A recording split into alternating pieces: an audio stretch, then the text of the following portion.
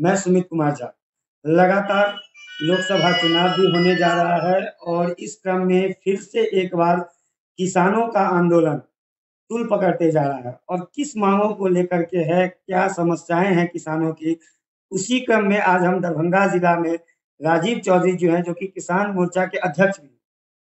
आज हम इनसे जानना चाहेंगे कि क्या मांग है इन लोगों की और 16 तारीख को जो बंद का आह्वान किया गया है, तो क्या बिहार में भी इसका असर दिखेगा? सबसे पहले आपका स्वागत है सर। आपको भी बहुत बहुत धन्यवाद आपके चैनल के माध्यम से आपके साथ। हम लोगों का है 16 तारीख को राष्ट्रव्यापी किसान आंदोलन जो चल रहा है और पिछले साल जो किसान आंदोलन लगातार 1.5 वर्षों तक चला, उसमें 700 से अधिक किसानों ने अपना शहादत दिया और उसके बाद नरेंद्र मोदी की सरकार ने झुका और हम लोगों के प्रतिनिधियों से वार्ता किया और सारे मांगों को लिखित चिट्ठी निकाल के मानने का बात हुआ, जिसमें बिजली विधेयक बिल जो 2030 था उसको रद्द करने की बात थी, तत्काल तीनों कृषि कानून वापस लेने की बात थी, बोला ठीक है वापस करेंगे। तमाम जो जितने किसान शहादत दिए आंदोलन के क्रम में उनको शहीद का दर्जा देने की बात थी। किसानों के पेंशन का सवाल था, मंडी किसानों के लिए बनाने का बात था, एमएसपी कानून माने गारंटी करने की बात थी, एमएसपी कानून बनाने की बात थी, किसानों के पेंशन का सवाल था, खाद बीज सस्ता दर पर और स्वामीनाथन कमीशन का जो था, जो आय के दुगुना आमदनी होगा, मैंने लागत का दुगुना आमदनी होगा किसानों को,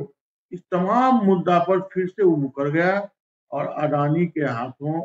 उस अडानी के झोला में कैसे पैसा जाए किसानों का, खेती का, इसका प्लानिंग कर दिया और बड़ा बड़ा गोदाम अडानी अभी भी बना ही रहा है, बहुत बना दिया, जिसके विरोध में हम लोग लगातार वार्ता करके, संवाद करके, आप लोगों के मीडिया के माध्यम से सरकार को चेताने का, जगाने का काम किए, लेकिन सरकार की आनाकानी रवैया और कॉर्पोरेट परस्त नीतियों के चलते वह फिर से कानून तो 3 कृषि कानून वापस ले लिए, लेकिन वो उस पर जो समझौता हुआ था आंदोलन के क्रम में, उस पर इम्प्लीमेंट करने के बजाय उसके उल्टा सब काम हो रहा था।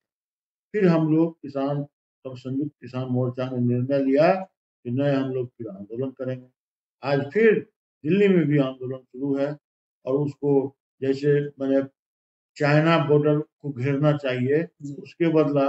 भारत सरकार किसान को बॉर्डर बना के दिया था, दिल्ली में नहीं घुस, लेकिन उसके बाद भी किसान बॉर्डर तरफ के कांटा चुभा के लेकिन दिल्ली में घुस गया है और जो बाकी है वो भी घुस। सवाल तो ये भी ना सर उठता है कि अगर एमएसपी कानून जो ला दी, अगर सरकार अगर गारंटी की बात करे, तो एमएसपी पे खरीद होगी तो होगी, नहीं जो नहीं खरीद हुई वो किसानों को जो है नुकसान पहुंचेगी।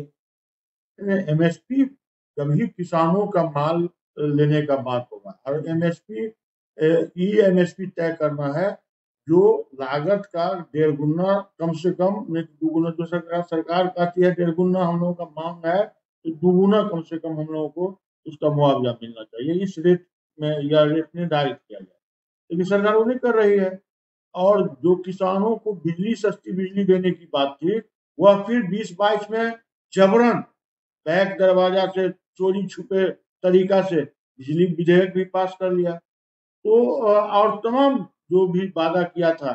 वो एक भी सुविधा किसानों को नहीं मिला, तो किसान बाध्य होकर फिर से आंदोलन शुरू किए हैं और उसी आंदोलन के क्रम में हम लोग दरभंगा में भी आंदोलन शुरू किए हैं। पिछले दिनों 3 रोज पहले हम लोग दरभंगा समाहरणालय पर पटवार मार्च भी निकाले थे और फिर 16 तारीख को हम लोग जो ग्रामीण भारत और कामगार क्षेत्रों का भारत, जो इंडस्ट्रियल भारत बंद करना है, उसके लिए सारी तैयारियां हो गई है। कई दफा किसान संगठनों और श्रमिक संगठन का संयुक्त किसान संगठनों का और संयुक्त श्रमिक संगठनों का भी कई दफा बैठक और विभिन्न तरह का काम हो गया है। माइकिंग भी चल रहा है और हम लोगों के समर्थन में संयोग से तमाम वामपंथी पार्टी सीपीआई, सीपीएम, भाकपा, माले, आरएसपी भी हम लोगों के समर्थन में बैठक करके घोषणा कर दिया है कि किसान और संयुक्त किसान मोर्चा और संयुक्त ट्रेड यूनियन का जो आंदोलन है, ग्रामीण भारत बंद, ट्रेड यूनियन बंद और प्रतिवाद करने का, उसको समर्थन करने का ऐलान